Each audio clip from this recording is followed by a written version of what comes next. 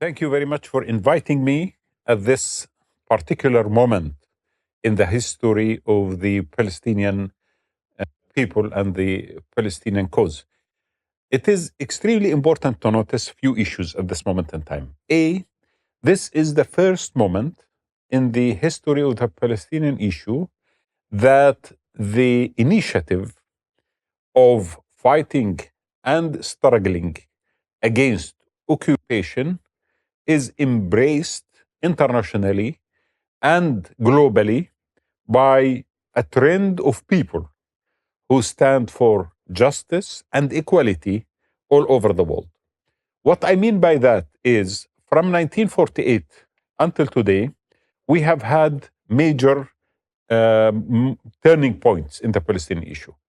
From the time of Nakba to 1967, the occupation of West Bank and Gaza, up to the Intifada, through all previous confrontations of Gaza, the international scene was staged in a way where Israel has impunity and exclusivity when it comes to the issues of Palestine. So there are certain elements that have been inserted in the international public opinion, in the among centers of power in the world, amongst the elite as well, that Israel has very unique status. Israel should not be criticized.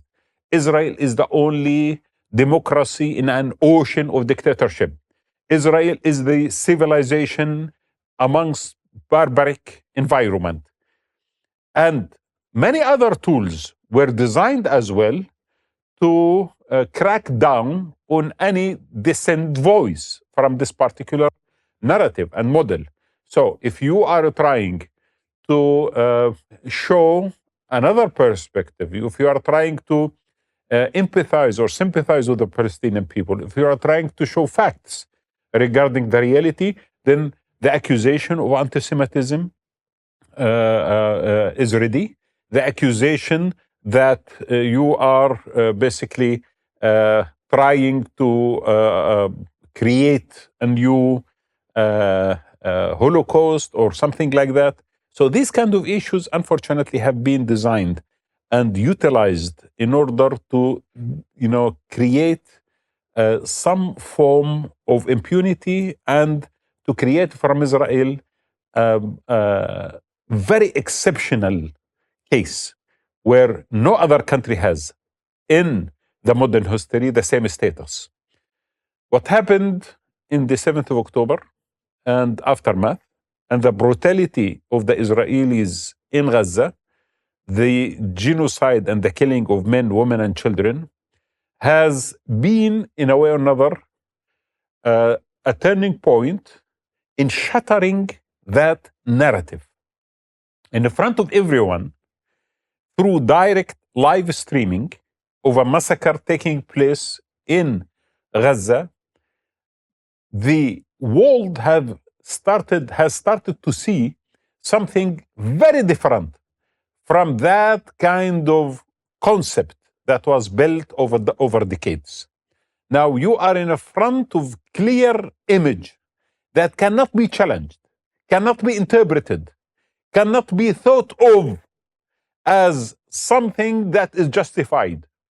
And this is why the current reality that we see in the universities across the world, the eruption of support for the Palestinian people in the global south, the direct criticism and the condemnation of the Israeli atrocities and genocide taking place in Gaza amongst the elite, the decent elite, not the corrupt elite, of course, not the political institutionalized elite in the West, but a lot of people who have decency, who have actually values, who have in their hearts some goodness.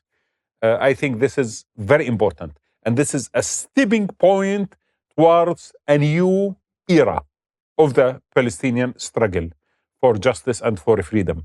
This moment in history will be recorded, will be registered as the moment where not only the Arabs or the Muslims, but also people from across faith, ethnicities, colors, and from all over the globe, including Jews, who I, by the way, think that the Jews who have stood for Palestine, they have given to the world a great example that Zionism and the Zionist Israeli narrative against the Palestinians is separate from the Jewish ideals and values. And the people who stand for justice amongst the Jews are those who are defending not only the Palestinians, but also they are defending the Jews themselves from being assimilated in this particular image of a brutality that the Israeli government, Israeli army is trying to show to the world. So this is very important, and also it is very important turning point in the history of the conflict. The most important issue here we need to know that when we continue to struggle for Palestine, we are not only struggling for the immediacy of the current reality in Gaza. Although all of us have to work hard in order to stop the massacre and to stop the famine in Gaza, but we need to realize that this is a continuous process that will continue after Gaza, simply because Gaza is an accelerator in this process of fighting against racism, imperialism, and against discrimination that the world is going through.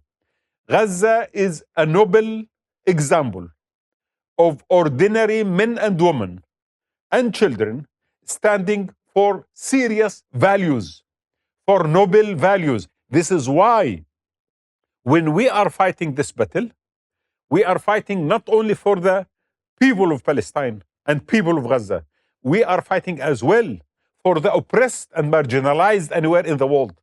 We are fighting for the poor who have been deprived from any kind of decency, decent life, because of the brutality of capitalism.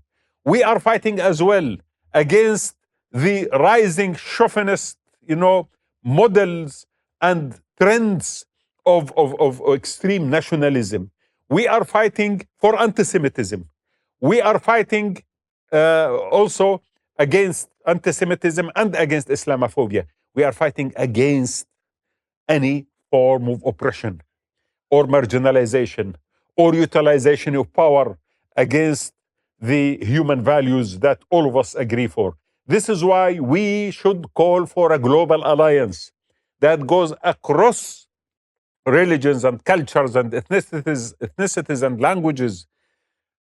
A global alliance that brings to the global south together with those people in the West who stand for these values, with the people anywhere else in the world, in order to continue the struggle until we change this current model of dominance and hegemony that has been established and that led to the acceptance of a genocide in the age of live streaming, in the age of us sitting in our bedrooms and watching live women and men and children slaughtered in front of our eyes, in the age where the international law has been sacrificed, in the age of the corrupt leadership of the United States of America and most of the Western communities and the international corrupt elite that is trying to justify this and to turn away from confronting the current reality.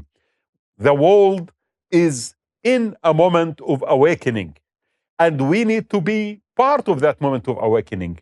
We need to be not only part of it, we need to lead forward this kind of a trend so it does not stop in a moment of the ceasefire could happen in Gaza, but it will go further and further beyond.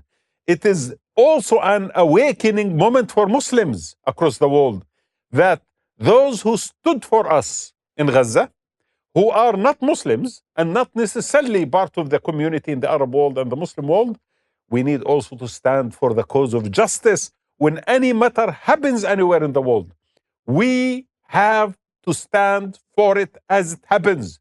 And we need to fight injustice wherever it's going to happen, regardless of the religion or culture or color of those people who are oppressed or those people who have been marginalized.